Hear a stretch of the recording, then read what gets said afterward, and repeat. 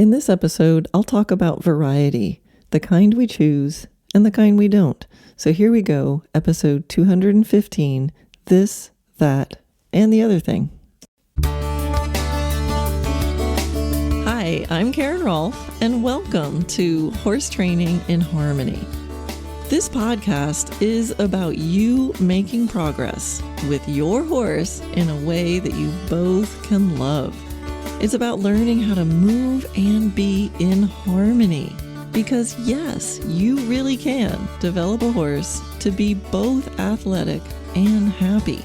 When we show up as our best selves for our horses will show up for us. So, let's get started.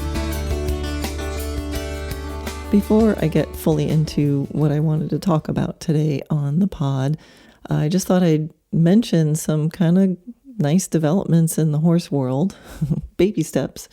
But when it comes to rules and regulations and competition, baby steps are big steps because it seems to take a lot to get any rules to change. But in the Netherlands, they've already been allowing bitless in dressage competitions at the lower levels. And as of April 1st, they're going to allow bitless at higher levels. Ta-da! So it's just nice to see more options available. We'll see if anybody does it or not. But just to say it's okay to do it opens up that possibility. And we all know that there are horses out there who really hate bits. And I really hope that this allows some trainers to open that door of possibility. Because so many people know their horses hate bits, but put it on simply because they need to wear it in shows. So that's a baby step that I think is actually pretty huge. There was another article that I saw in Horse and Hound in the UK and talking about British show jumping rules and pony club rules and British riding club rules. I guess they said that those competing under British show jumping rules will join the pony club and British riding clubs riders in that whips may only be used to back up leg aids, never as a discipline or a punishment of the horse. So that's, duh. Anyway, it seems like, yes, that should be obvious. But we all know that it's not. And we all know that it's something that hasn't been a rule and people have used the whip as punishment, like if the horse refuses a jump or something like that. So this is really good. And I love that, hey, Pony Club leading the way here. The Pony Club rules, they go on to say, on spurs now apply from this month.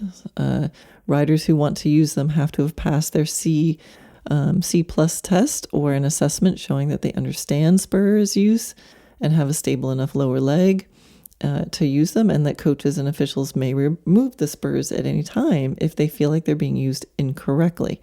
So again, this is great. I mean, Pony Club is all about kids, and it's wonderful that there's rules in place and they're,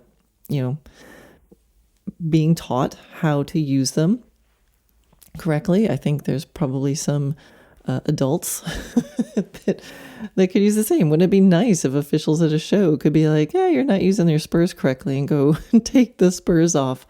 That would be something. Anyway, I think as the article says, one of the people that they interviewed said this is a massive step forward, and they're noticing that there's fewer kids wearing spurs, and that this has really felt like a step in the right direction, that spurs must only be used to enhance normal leg aids and allow for better communication. This is what I say. They are a tool of refinement, and they must never be used to vent a rider's temper or reprimand a horse. For any such use is automatically excessive. So this is wonderful, and I'm so glad that it's happening. It's sort of starting to say the quiet part out loud in a good way. If we know that this is how these tools are supposed to be used, but there's been a lot of normalization and acceptance, and everyone just kind of goes, oh, but there's no way to enforce it. So yay pony club, yay kids. And I think maybe we need to treat some adults like children too. And maybe things will continue to get better. Anyway, so little baby steps in a good direction. Yeah, good news. Good news, good news.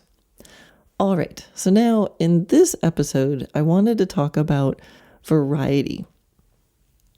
And, I was started thinking about the variety that I use with my horses throughout the week, how I do a little bit of this and a little bit of that, and sometimes the other thing. And I was thinking about it a lot with my older horse, Ovation, who's 21, almost 22. And I was thinking about making a video for the video classroom about this, of like all the different kinds of, I'll say, sessions that I do with them, or just things that I do with them throughout the week. Or even say over a course of 2 weeks, all the different variety. And I was going to make a video for the classroom, like I said, but the last couple of weeks we've had some weird weather and just other things kept jumping in the way. So I will get to that. But meanwhile, we can just talk about it. And so with Ovation, like I said, he's older, but even though he is still super energetic and athletic and eager, I've noticed that he does his best dressage work if I don't do dressage all the time. And actually, I think many, many horses are like Ovation for different reasons. So really, this conversation about variety is not just about, it being for older horses.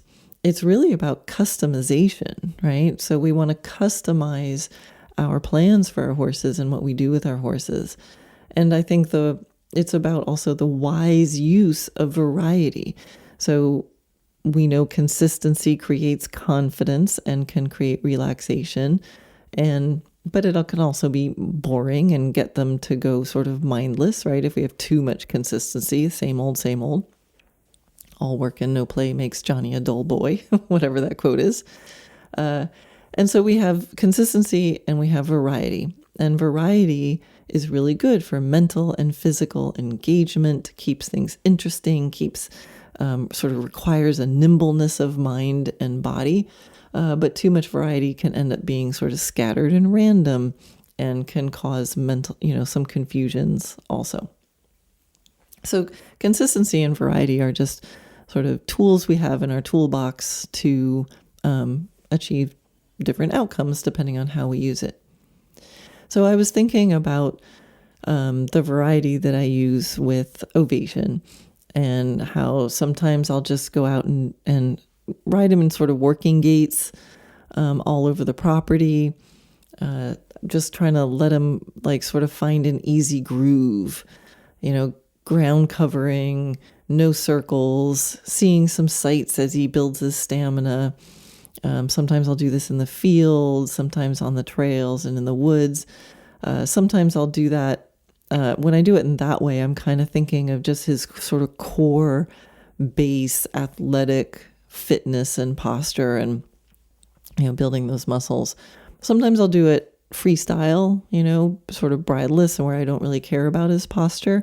But with Ovation in particular, I have found he's generally much better all the way around, mentally, physically, emotionally, if I do kind of be particular about his biomechanics, because he's not naturally very good biomechanically. So I've just learned over the years that he is much healthier, happier, sounder if I do pay attention a little bit to it. Whereas my horse Natia, I can just take the bridle off, let her do whatever posture she wants, and she'll feel great the next day. Anyway, so that's some days I do the sort of roads and tracks, kind of go all over the property. We go somewhere, and I think that helps him physically and mentally, well, emotionally, I'll say, because he gets to like go somewhere. Other days we might put on our fancy pants, and that's code for we ride in the arena that has the mirrors and we do dressage movements. And again, feeling particular. I think I've learned again, being particular with ovation especially makes everything easier and better in the long run. Other days we might play at liberty. And with him, my goal for him being at liberty is to let him monkey around. He has a very funny, playful personality. He doesn't actually love groundwork. He'll do it. He's educated, but he doesn't seem to enjoy it. So the whole point at liberty is to let him play around and just move however he wants to move his body without having to carry me. This with ovation often involves weird leaping. He's the kind of horse, like some horses, when they get exuberant and they like leap and play and buck and run, it's like, wow, look how beautiful they are. Well, with ovation, I always kind of cover my eyes and cross my fingers and go, please, please come out of this okay. Because he's just a little bit gawky and spastic. Anyway, but I think it is so valuable for horses to be able to move in freedom and expand their range of motion. However that range of motion is, it kind of expands the possibilities of how I might be able to move them. So, in dressage, I'm particular enough. We have enough of that. I've said that a couple times already, how particular I am with ovation.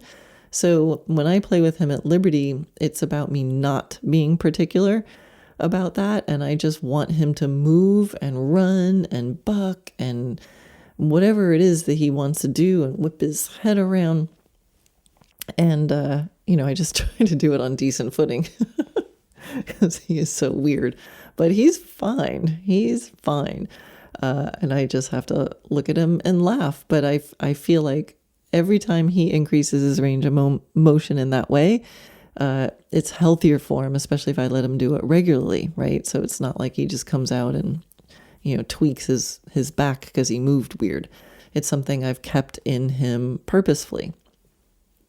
And sometimes his boyfriend Hotshot will join in. Those two are pretty much attached at the hip. I mean, they literally will graze off the same piece of grass. It's so cute. It's ridiculous. Anyway, so when Hotshot joins us, it's often Hotshot or ovation likes to kind of hide behind Hotshot, either on the opposite side from me, or he just likes to go behind Hotshot and bite him in the butt.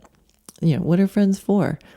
So anyway, the point of moving ovation at liberty is that he gets to be silly, he gets to play, he gets to move, and that's the main point. Sometimes I'll get out the big ball and throw it out there, and ovation will just trot along after it, kicking it all over the property. Sometimes I'll do silly horse tricks in the barn. I mean, it could be anything, picking things up, fetching, finding things, lots of different stuff. I built like a rocking platform. So it's like a little platform, horse-sized platform. And the bottom of it is like curved piece of wood. So it really rocks. It's not like a teeter-totter that goes clunk, clunk, but it really rocks. And the horses love this. So he'll get up there and I can really play with their posture as far as like having their neck in a nice extension, and then have them practice shifting their weight back to the hind end without moving their feet. Anyway, so that's just a fun way to build their stability, doing lateral stretches with their neck while on the platform. So it really helps with their stability, their balance, their proprioception about where their body is, and also some core postural work.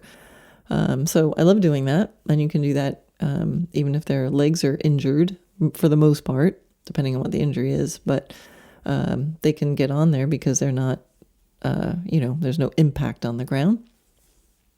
Sometimes the variety for ovation, and really any of my horses, is body work. We'll do like body work day. I'll practice my little techniques and get my hands on my horses. Maybe it's the beamer, maybe it's a little Masterson method, maybe it's a little actual, massage, some effleurage, and it's kind of putting my hands on their body and seeing what they tell me they like and don't like, or where I see a response or that they're feeling something. So I know a lot of different little techniques, but I mostly just explore. But the whole point is to explore their body and kind of say, hey, what's going on here? And see if we can send some love into those areas. Sometimes our variety is about super grooming. So the in-depth, deep kind of scrub, inspecting every inch of their body. He's got really hairy legs right now this time of year. So, running your hand over it isn't enough. Sometimes you got to dig around in there. I don't clip their lower legs because I just feel like it's protective, especially this time of year. Anyway, so that's just some of the things I can think of off the top of my head that I might do with them. But the main thoughts are kind of, mental, emotional, physical, right? So physically, I want strong core physical base with some stamina and the good, the healthy muscles being used with ease and in balance. I also think about physically him maintaining his own playful ranges of motion, right, in those leaps.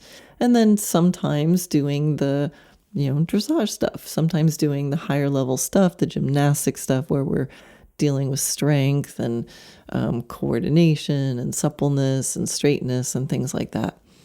Mentally, I'm thinking about him, with the fun tricks, right? And I'm thinking, let's get his mind working. Let's have him think a little bit. So riding, sort of education-wise, he's really good. Like he knows the cues. He knows all the basic cues, and he's very educated in dressage, so he knows all the cues for, regular dressage movements.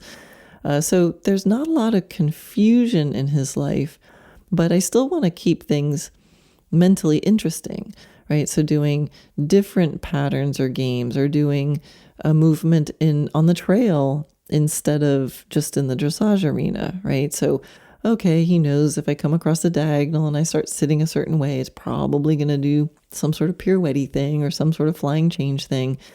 So he's listening for that, but doing the same kind of request, but out on the trail, right? So, okay, we're on this trail and it comes into a slightly open area. Like, hey, I could do a little pirouette there. So that can keep things mentally interesting. And another way to keep things mentally interesting would just to keep a high standard for the basic behaviors. And I found it's really easy, especially with these horses that you have long-term relationships with. It's really easy to kind of let things slide. And especially with like a horse like Ovation, who's highly educated. So, when I'm out riding him, there's not a lot of confusions, right? I know he knows it, and he knows my cues. However, but I also play with my horses in a way where there's a lot of freedom and choice, and having a horse have a lot of freedom and choice can easily turn into them kind of just doing what they want when they want. And then we have to go, wait a minute. And this can happen a lot, especially if they're super cute, right? Because Ovation might do something, he's like, I'm just exerting my freedom and choice. And then he turns around and licks my face, and I just forgive everything because he's so stinking cute. But what I do with myself and my assistant is like, sometimes, let's use the example of I'm grooming him.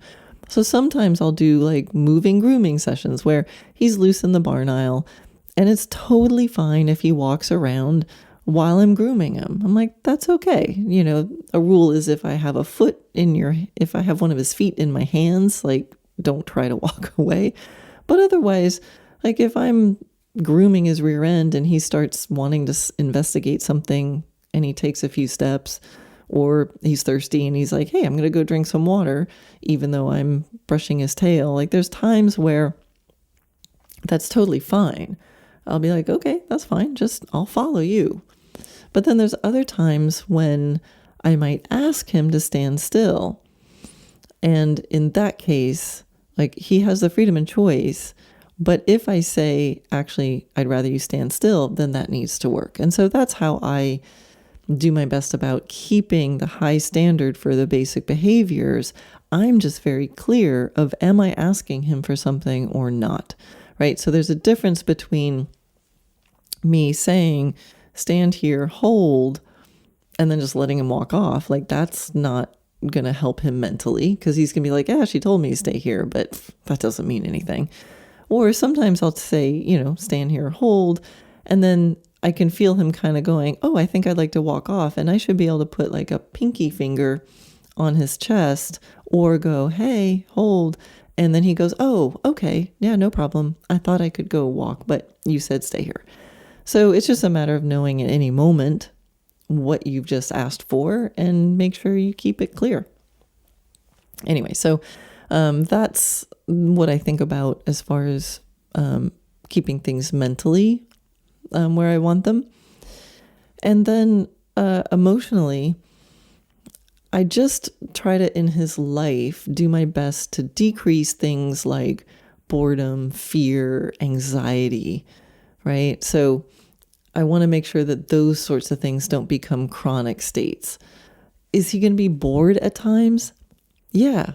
I mean, he's had times where he's in his 10-acre pasture and he's like, oh, I want to be out. Like, please let me loose in the main area, which is actually a smaller area. And I swear he's just like, Mom, there's nothing to do out here. And I'm like, you're in a 10-acre pasture. Like, go up and scrounge around in the trees or something. But it's hilarious. I'm like, he looks like, if I just took a snapshot of him just near the gate, he'd be like, oh God, that horse is so bored and restricted and not enough variety. I'm like, okay, no.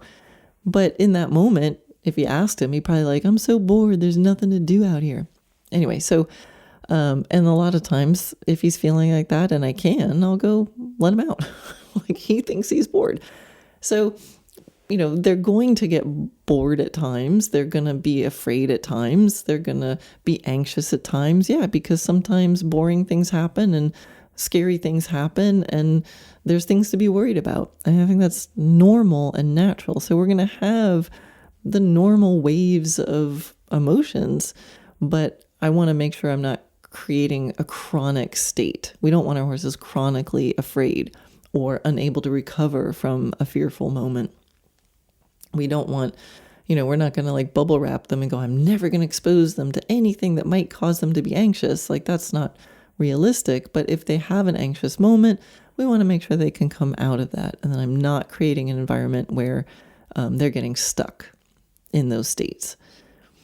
And I want my horses to be expressing a healthy range of emotions, right? From really playfully exuberant. They were very playfully exuberant today. It was really cold this morning, and they were more playful. Like, I want them to have that difference. I want them to be able to deeply rest. I want them to have the healthy kind of frustration. What a thing to say. A healthy kind of frustration. It's the frustration that comes along with learning to try to figure out new puzzles or rules, right? So if I'm teaching a new game, or I'm just like, okay, new rule, you have to stand over there for a minute. And he's like, no, I really want to be over here. I'm like, nope. The game today, right now, is you stand over there and just wait. And yeah, are they going to look a little frustrated? Sure. And then they figure it out, and then they know how to work the system, and they know if they stay over there, it makes me happy, and then they get cookies sooner, or they just learn to relax and settle in, and then they feel better. So I think we can't avoid frustration or anything out of their comfort zone, or we're not going to be expanding them. It's just a matter of how far over that line do we go. I don't want my horse to be frustrated, but I want him to feel the feeling of like, what do I have to do to figure this out? What's the answer? Like, that kind of frustration is part of learning. And someone will take that clip and be like, Karen likes to frustrate her horses. Well, we can have a nuanced discussion here. Well, it's not a discussion. I can have a nuanced monologue, right? You guys understand. Anyway, yeah, so there's that again, that kind of healthy frustration. Maybe that's not the right way to phrase it. Maybe someone has a better way of saying it. But like, there's times that they're going to be seeking something that they want, right? There's that like, ooh, I want it and I don't have it yet. So I have that gap between what I want and what I'm not yet getting. That we can use that as like motivation, right? That's like, I want to try to get somewhere. That's helpful in training. And emotionally also, like, I want to feel some surprise. The surprise that comes with variety of like, ooh, I wasn't expecting that. Like, where they have to ask a little question, like, what am I supposed to do here? Is it this or that? Like, yeah, good question. So this is the sort of thing that comes along with variety. So hopefully that's all interesting information, but that's actually not even what this podcast is about. Well, I guess it's about that. I mean, it's been about that for about 25 minutes now, but it's not what it's really about. It's about what I thought about after thinking about what I just talked about. So I was thinking about the natural variety that happens because of life and the realities of living it. So even if you're a really regimented person that has a consistent dedication, there's always going to be a natural range of results and range of outcomes.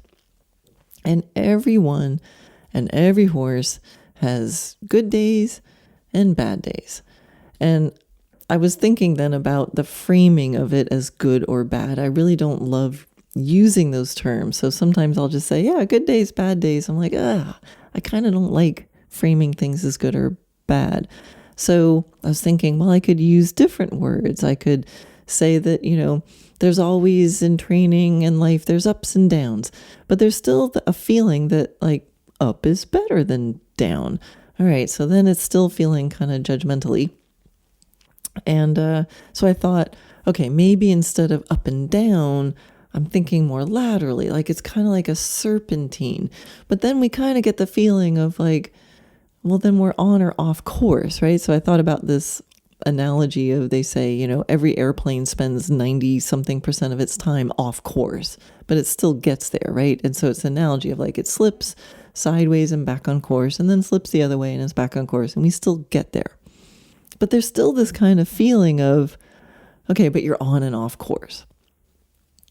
It still sounds like there's things that we don't want, right? Off course sounds like, well, we don't want to be off course. And all of those terms feel like, okay, I can learn to accept that I'm sometimes off course or having a bad day or that I'm down. But ideally, of course, we stay on course doing good things and that we end up, with a net up. So I was thinking that it can't really be acceptance if we're secretly agreeing that we really should be somewhere else. If we feel good about ourselves because of how well we're handling our challenges and obstacles, it still implies that something is happening that we don't want. So instead, I'm calling it this and that and the other thing. I mean, that feels like the truth. Sometimes this is happening, sometimes that is happening, and sometimes the other thing is happening. All equally something. And if I can introduce variety and convince myself it's wisdom, then why can't my horse or Mother Nature or another person? Can it also be wisdom when it's not coming from me? Can we find the wisdom inside the situation? Or at least something to learn or discover or notice that we may not have if not for this situation? I mean, there's times when there's illness or injury, and there's days when the weather or the footing interrupts plans, and that can feel discouraging or frustrating or disruptive and cause delays in progression, or not. I hope I'm being wise with my decisions around variety, but really I'm just making stuff up. We all are. We've never been in this moment with this horse before. I mean, so who says I'm definitely right? with my decision. And of course, we can feel empathy if our horse gets injured. We can feel afraid and compassion when they're sick. We don't have to welcome those things, but we can fully embrace that sometimes this happens. And sometimes that happens. And sometimes it's the other thing. It's different than what we wanted, but it's equal in its realness and its value. So can we really practice this? I mean, for decades, I've advised my students and myself to focus on what you can do in any situation. And that's really what it's about. Now, it's easy to see it this way when it's our own choices for variety, but it's harder when the variety is thrust upon us. But of course, each horse doesn't know the difference. For him, stuff happens. Each day, stuff happens. And I think that's what we can learn from our horses, to respond to what's happening and only what's happening, not to the projection forward that we can easily make. Like, I can't ride this week, so I won't progress. Often that comes from having just one single line of a goal with one target that equals success. We hit it or we don't. Success or failure. Now, don't get me wrong. There's a value for setting goals. There's a value for that at times. I guess I like to be surprised. Well, actually, maybe that's not totally true. I like some surprises more than others. But experience has taught me to be open to being surprised. I was thinking the other day, like, progress feels like filling up a hole with water. Now, Dana, my husband, is a gardener, and I was helping him plant some plants the other day. And so we dug a hole, we put the plant in it, and then he built this little edge of dirt in a circle around it so I could like fill, I held the hose and filled this up. So I had like a little reservoir around the plant. So I'm filling up the hole with the plant in it with water. And at some point, the water breaches that little wall we made around it. And so likewise in life, I think we fill and fill with experience. And at some point, it starts to spill over the edge. And the water flows somewhere new and exciting. And I was looking at this. This is what I'm thinking about when I'm planting plants. But I was watching the water fill up, and I realized that where is it going to breach? Where is it going to breach and start flowing somewhere new and exciting that we didn't expect? It's going to breach at the low point. So the thing that we could have seen as a flaw, there's a little low point in that little berm. That flaw is saying, it's enough. Now we go somewhere else and we see what we can find. I don't know if that analogy is clear, but that's what I was thinking about when I was filling it up. The water just flowed out. Life happens, we get experience, we learn stuff, and then it wants to go somewhere else. And it was sort of a little game of like, where is it going to start to flow out? And is that a bad thing? It's just interesting. So it's less of this straight line success failure, and it's more like we fill, and then, oh, look, we're going this way now. Anyway, life and horses, I think, are a little bit about strategy and implementation, and it's a lot about choosing how you frame things and respond to what life lays down in front of you. Either way, we do some of this, we do some of that, and sometimes some other things. And we're going to feel a range of feelings about them. But since the story isn't over yet, we really can't judge them. I guess the point is keep going. Be open to being surprised and curious about where you're going to flow to next.